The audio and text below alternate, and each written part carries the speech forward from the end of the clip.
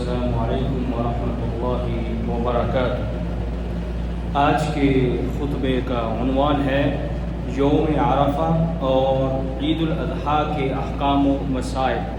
الحمدللہ والصلاۃ والسلام علی رسول اللہ، اما بعد، یقیناً تمام تعریفیں اللہ کے لیے ہیں۔ ہم اس کی تعریف بیان کرتے ہیں اور اسی سے مدد کے طلبگار ہیں اور اپنے گناہوں کی بخشش بھی اسی سے مانگتے ہیں۔ میں گواہی دیتا ہوں کہ اللہ کے سوا کوئی بھی معبود برحق نہیں، وہ یکتا ہے، اکیلا ہے، اس کا کوئی بھی شریک نہیں۔ اور میں یہ بھی گواہی دیتا ہوں کہ ہمارے نبی جناب محمد رسول اللہ صلی اللہ علیہ وسلم اللہ تعالیٰ کے بندے اور اس کے آخری رسول ہیں۔ اللہ تعالیٰ آپ پر، آپ کی آل پر اور تمام صحابہ اکرام پر ڈھیروں درود و سلامتی نازل فرمائے۔ حمد و ثنا کے بعد، اے اللہ کے بندو، ساری کائنات کا خالق بلا شرکت غیر اللہ تعالیٰ ہے۔ اس نے انسان کی تخلیق کی، ان میں بعض کو بعض پر فوقیت عطا فرمائی۔ اس نے اوقات و زمان پیدا کیے، پھر ان میں بعض اوقات کو شرف و فضل سے سرفراز کیا۔ ان اوقات میں سے ایک یوم عرفہ بھی ہے، جس کی کئی ایک خصوصیات قرآن و حدیث میں بیان ہوئی ہیں۔ پہلی خصوصیت یہ ہے کہ عرفہ کا دن دین اسلام کی تکمیل اور نعمت کے مکمل ہونے کا دن ہے۔ اللہ تعالیٰ قرآن مجید میں ارشاد فرماتے ہیں، الیوم اکملت لکم دینکم واتممت علیکم نعمتی ورضیت لکم الاسلام دینا۔ آج ہم نے تمہارے لیے تمہارا دین مکمل کر دیا اور تم پر اپنی نعمت پوری کر دی اور دین اسلام کو تمہارے لیے پسند کیا۔ حضرت عمر رضی اللہ عنہ بیان فرماتے ہیں کہ ہم اس دن اور اس مقام کو جانتے ہیں جس میں یہ آیت نبی کریم صلی اللہ علیہ وسلم پر نازل ہوئی۔ یہ آیت جمعے کے دن اتری جب آپ صلی اللہ علیہ وسلم عرفات میں کھڑے ہوئے تھے۔ عرفہ کے دن کی ایک خصوصیت یہ بھی ہے کہ اللہ تعالیٰ نے قرآن کریم میں دو مقامات پر اس کی قسم کھائی۔ اللہ عظیم بڑی نشانیوں کی، بڑی چیزوں کی ہی قسم کھاتا ہے۔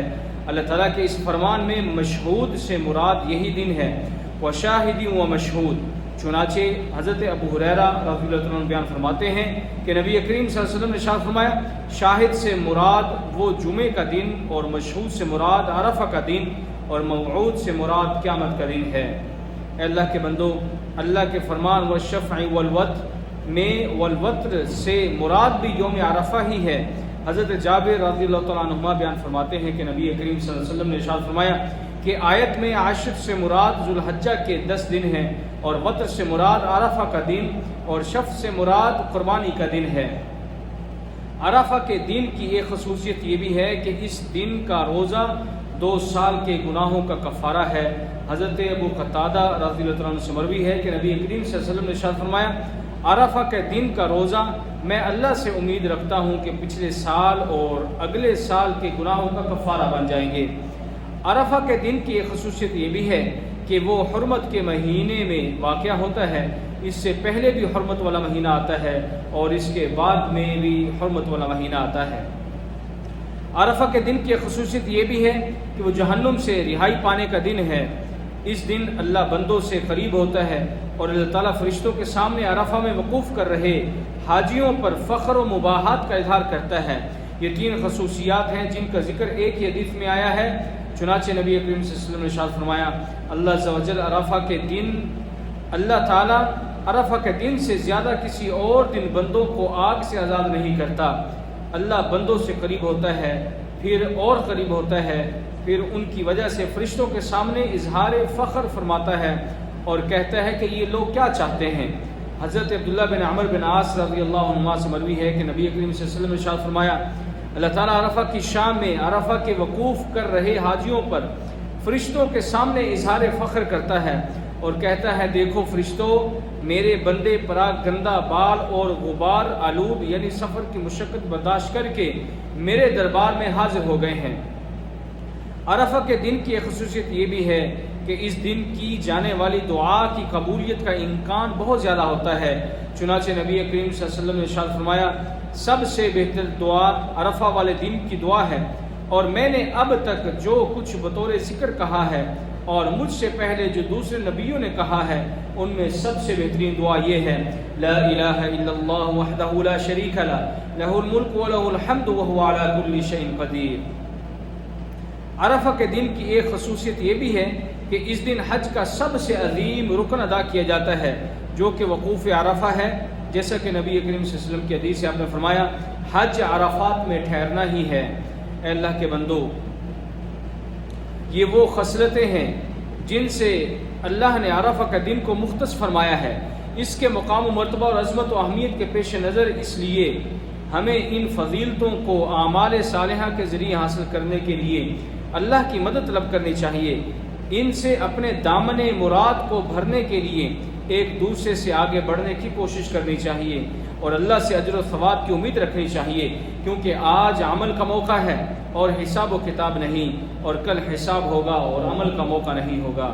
اللہ تعالیٰ قرآن مجید میں ارشاد فرماتے ہیں، آؤ دوڑے آؤ اپنے رب کی مغفرت کی طرف اور اس جنت کی طرف جس کی وسعت آسمان و زمین کی وسعت کے برابر ہے، یہ ان کے لیے بنائی گئی ہے جو اللہ پر اور اس کے رسولوں پر ایمان رکھتے ہیں۔ اس لیے اللہ کے بندو، یہ روزہ منگل کے دن ہوگا اور بدھ والے دن عید ہے، منگل والے دن یوم عرفہ ہے۔ آپ حضرات سے گزارش ہے کہ اس دن لازمی طور پہ روزہ رکھیں تاکہ آپ اس اجر کو پالیں جو آپ نے ابھی سنے ہیں۔ اللہ کے بندو، ماہ ذی الحجہ کے 10ویں دن دنیا بھر کے مسلمان عید الاضحیٰ کا تہوار مناتے ہیں۔ یہ دن دراصل اس عظیم قربانی کی یادگار ہے جو حضرت ابراہیم اور حضرت اسماعیل علیہ السلام نے اطاعت و فرما برداری کا اعلیٰ نمونہ بن کر اپنے رب کے حضور پیش کی۔ اس بے مثال قربانی کے ذریعے اعلان کیا جاتا ہے کہ اہل ایمان کے پاس جان و مال کی جو بھی متاع و سرمایہ ہے وہ اسی لیے ہے کہ خدا کے ایک اشارے پر وہ اسے قربان کر سکتا ہے۔ جانوروں کی گردن پر چھری پھیرنا اور ان کا خون بہانا دراصل اس بات کا عہد ہے کہ اے پروردگار، جس طرح تیری رضا کے لیے ہمارے نزدیک جانوروں کا خون ازاں ہیں، یعنی ان کی کوئی قیمت نہیں، اسی طرح ہماری جانیں بھی ارزاں ہیں، یعنی ہماری جانوں کی بھی تیرے حکم کے سامنے کوئی قیمت نہیں۔ اے اللہ کے بندو، عید کا دن یقیناً شکر گزاری اور اظہار مسرت اور فرحت کا دن ہے، لیکن عید صرف نئے کپڑے پہننے اور اپنی شان و شوکت کے اظہار کا نام ہی نہیں۔ عید کی بھی کچھ سنتیں اور آداب ہیں، جیسا کہ بغیر کچھ کھائے پیے عیدگاہ جانا۔ نبی کریم صلی اللہ علیہ وسلم عید الفطر کے دن عیدگاہ کے لیے نہیں نکلتے تھے یہاں تک کہ کچھ کھا لیں، لیکن عید الاضحیٰ کے دن کچھ نہیں کھاتے تھے یہاں تک کہ نماز عید ادا نہ کر لیں۔ اسی طرح عیدین کی نماز کے لیے عیدگاہ جانا، نبی کریم صلی اللہ علیہ وسلم کے بارے میں آتا ہے کہ اللہ کے رسول صلی اللہ علیہ وسلم عید الفطر اور عید الاضحیٰ کے دن عیدگاہ جاتے تھے۔ اسی طرح عیدگاہ پیدل جانا بھی سنت سے ثابت ہے۔ نبی کریم صلی اللہ علیہ وسلم نے ارشاد فرمایا، حضرت عبداللہ بن عمر رضی اللہ عنہ فرماتے ہیں کہ اللہ کے رسول صلی اللہ علیہ وسلم عیدگاہ پیدل جاتے اور پیدل واپس آتے تھے۔ اسی طرح عیدگاہ آنے اور جانے کا راستہ تبدیل کرنا بھی سنت سے ثابت ہے۔ حضرت جابر بن عبداللہ رضی اللہ تعالیٰ عنہما بیان فرماتے ہیں کہ نبی کریم صلی اللہ علیہ وسلم عید کے دن عیدگاہ آنے جانے کا راستہ تبدیل فرماتے تھے۔ اے اللہ کے بندو، عیدین کی نماز کا تاکیدی حکم موجود ہے۔ حضرت ام عطیہ فرماتی ہیں رضی اللہ تعالیٰ عنہ کہ اللہ کے رسول صلی اللہ علیہ وسلم نے ہمیں حکم دیا کہ ہم عید الفطر اور عید الاضحیٰ میں نوجوان ماہواری میں مبتلا اور پردہ نشین خواتین کو لائیں۔ البتہ ماہواری میں مبتلا خواتین نماز نہ پڑھیں بلکہ مسلمانوں کے ساتھ دعائے خیر میں شریک ہوں۔ میں نے عرض کیا، اللہ کے رسول، اگر ہم میں سے کسی کے پاس چادر نہ ہو اوڑھنے کے لیے اور پردہ کرنے کے لیے تو آپ صلی اللہ علیہ وسلم نے ارشاد فرمایا کہ اسے چاہیے کہ وہ اپنی کسی سہیلی سے چادر لے کر پردہ کر کے عیدگاہ کی طرف لازمی طور پر آئے۔ اللہ کے بندو، اسی طرح قربانی کے بھی چند احکام اور مسائل ہیں جنہیں غور سے سن لیجئے۔ جو شخص قربانی کرنے کا ارادہ کر لے اس کے لیے مسنون ہے کہ ذو الحجہ کا چاند دیکھنے کے بعد قربانی کا جانور ذبح کرنے تک نہ اپنے بال کاٹے اور نہ ناخن کٹوائے۔ حضرت ام سلمہ رضی اللہ تعالیٰ عنہ بیان فرماتی ہیں کہ رسول اللہ صلی اللہ علیہ وسلم نے ارشاد فرمایا، جس کا قربانی کرنے کا ارادہ ہو وہ ذی الحجہ کا چاند نکلنے کے بعد اپنا بال اور ناخن نہ کاٹے یہاں تک کہ وہ قربانی کر لے، اور جو افراد قربانی نہ کر رہے ہوں ان کے لیے بھی یہ اہتمام کرنا مستحب ہے۔ اسی طرح ہر خوشحال مسلمان جو قربانی کر سکتا ہو اس پر قربانی کرنا واجب ہے۔ نبی کریم صلی اللہ علیہ وسلم نے ارشاد فرمایا، جو شخص گنجائش کے باوجود قربانی نہ کرے وہ ہماری عیدگاہ کے قریب بھی نہ آئے۔ اللہ کے بندو، قربانی کا وقت نماز عید کے بعد سے شروع ہوتا ہے۔ اگر کسی نے نماز سے قبل قربانی کا جانور ذبح کر لیا تو اس کی قربانی نہیں ہوگی اور اسے دوسرا جانور ذبح کرنا ہوگا، کیونکہ نبی کریم صلی اللہ علیہ وسلم نے ارشاد فرمایا جس نے نماز سے قبل ذبح کیا تو اس نے اپنے لیے ذبح کیا، اور جس نے نماز کے بعد ذبح کیا تو اس نے اپنی قربانی پوری کر لی اور مسلمانوں کا طریقہ اپنا لیا۔ اللہ کے بندو، قربانی کے ایام کے بارے میں سلف کی دو رائے ہیں، ایک کے مطابق 13 ذی الحجہ تک اور دوسری رائے کے مطابق 14 ذی الحجہ تک قربانی کی جا سکتی ہے۔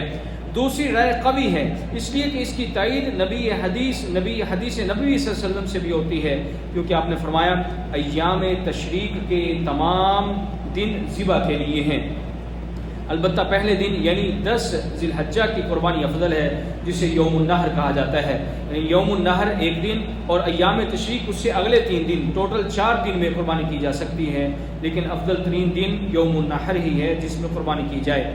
قربانی کے جانور کی کچھ شرائط ہیں۔ قربانی کا جانور 2 دانت والا ہونا چاہیے۔ نبی کریم صلی اللہ علیہ وسلم نے ارشاد فرمایا قربانی صرف مسنہ یعنی 2 دانت والے ہی کی کرو، البتہ اگر مسنہ نہ ہو تو بھیڑ کا جزا یعنی 1 سال کا بھی قربان کیا جا سکتا ہے۔ قربانی کا جانور عیب دار یعنی لنگڑا، اندھا، کانا یا انتہائی لاغر نہیں ہونا چاہیے۔ اللہ کے رسول صلی اللہ علیہ وسلم نے ارشاد فرمایا کہ 4 طرح کے جانور قربانی میں دینا جائز نہیں ہے، ایسا کانا جانور جس کا کانا پن واضح ہو، اور ایسا جانور، ایسا بیمار جانور جس کی بیماری واضح ہو، اور ایسا لنگڑا جانور جس کا لنگڑا پن واضح ہو، اور انتہائی لاغر جانور، ان کی قربانی اللہ کے راستے میں نہیں دی جا سکتی۔ اللہ تعالیٰ مجھے اور آپ سب کو قرآن کی برکتوں سے بہرہ مند ہونے کی توفیق عطا فرمائے، مجھے اور آپ سب کو قرآن حکیم کی آیات سے خوب مستفید ہونے کی توفیق عطا فرمائے۔ سبحان ربک رب العزت عما یصفون وسلام علی المرسلین والحمد للہ رب العالمین۔